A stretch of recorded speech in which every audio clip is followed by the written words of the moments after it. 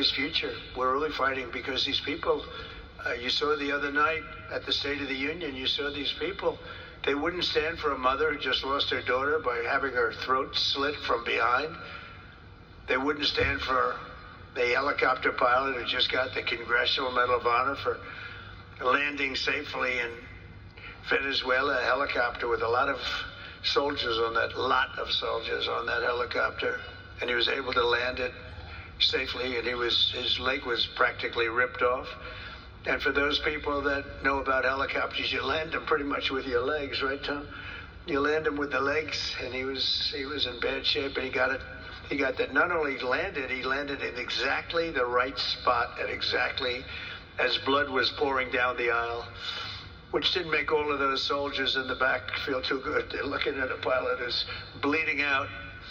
But they didn't want to stand for that. They didn't want to stand for a 100-year-old soldier who had left a legacy of bravery. Everybody talked about it for years, and it was time for him to get the Congressional Medal of Honor. They didn't want to stand for him. There's something wrong with those people, and we can't let them ever be in a position where they can leave this country again or destroy this country again, because we almost lost this country. This country was close to being lost. The representatives in this room provided the pivotal votes in securing a record $1 trillion for the United States military this year, and now the world is witnessing the importance of that investment with one of the most complex and stunning operations ever conducted, and that's Operation Epic Fury. That's a great name, isn't it? Epic Fury.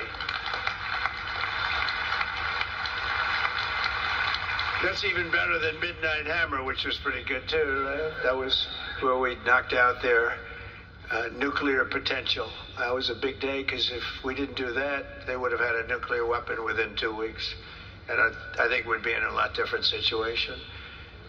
And then you had, of course, what they did in Venezuela, how that was just so far so good. We've done a real job. We've got all good ones. If you go back and you look at Afghanistan with Biden, one of the worst, I think the most embarrassing moment in the history of our country. If you look at what happened with Jimmy Carter, also with Iran, but if you look at what happened with the helicopters and the hostages, it cost them the election. It was what a mess.